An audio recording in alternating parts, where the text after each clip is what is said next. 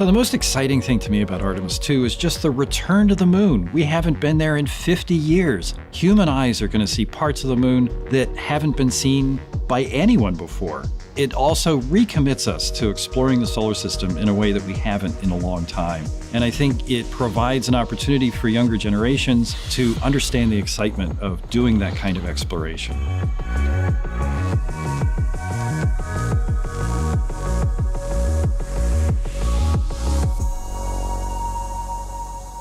The moon is this great sort of chiaroscuro subject because the most recognizable thing about it is the changing sun angles and how that brings out the shape of craters near the terminator, which is the day-night line.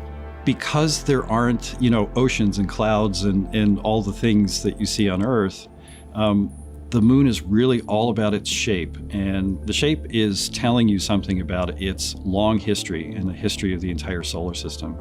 All the things that have happened to the Earth have been erased by geologic processes and weather and climate, and that doesn't happen on the moon.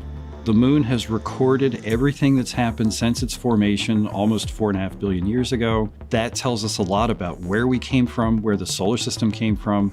It also reveals something about the composition of the Earth that we can't see because it's buried beneath the crust. Some of that is on the surface of the moon because it's been excavated by all the impacts. Artemis is our return to the moon after 50 years. The emphasis of Artemis is going to be, first of all, science, but second of all, learning to sustain a presence on another world. First on the moon, but we're hoping that that's a stepping stone to Mars and other destinations in the solar system eventually. Artemis II will be a flyby mission. It's not going to land. We're testing all of the technology that we've created for flying to the moon since Apollo. A lot of systems have been modernized, and we need to make sure that all of those work. The astronauts will be looking out the window at parts of the moon that have never been seen by human eyes before.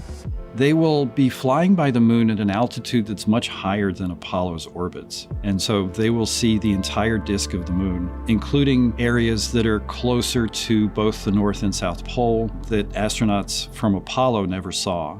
All of that depends on the lighting, which we really won't know until launch day, but we can practice with different lighting scenarios. It's hard for people to sort of picture that in their mind. If you can make a visualization of it, show them a movie, that helps everybody choose the targets and also practice aiming at those targets. The astronauts have actually been looking at these visualizations through the lens of the camera and practicing aiming at the various targets. This is a map of the surface of the moon, obviously, but it shows what the Apollo astronauts could see in sunlight while they were in orbit. The brighter parts are the parts that they could see. The darker parts, like this entire area here and places that are farther north and south, are places that they couldn't see in sunlight, either because it was nighttime there or because it was beyond the horizon of the astronauts. All of the Apollo flights orbited the moon at a distance of about 110 kilometers. Because the astronauts were flying at such a low altitude, their horizon was actually quite close and they couldn't see the North and South poles. And this whole area over here was not in sunlight at the time. And it includes this amazing impact feature here called Orientale. Orientale is a very large impact feature. It's about 650 kilometers wide. It's got multiple rings. These are rings that form like ripples in a pond from the impact, but of course it's on a huge scale. The middle of Orientale has that sort of dark basalt lava covering it, like the dark spots that we see on the near side. It's one of the biggest ones that's more on the far side than the near. So seeing it with human eyes and sort of picking out features that maybe you don't even see in robotic cameras is an important goal for the mission.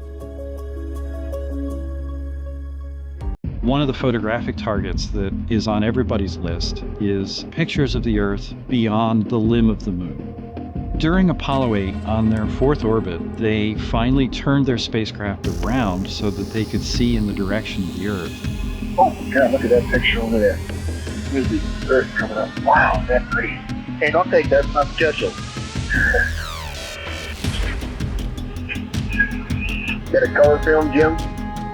I think it surprised all of them how beautiful and how human it was to see the entire planet Earth from behind the horizon of another celestial body.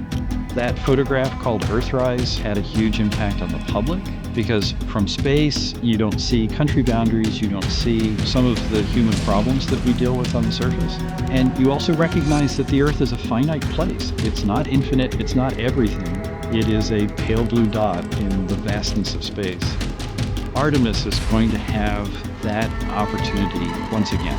I anticipate that the astronauts will have the same feeling that the Apollo 8 astronauts did, and I think it will have a similar effect on a new generation of people who are watching this mission unfold.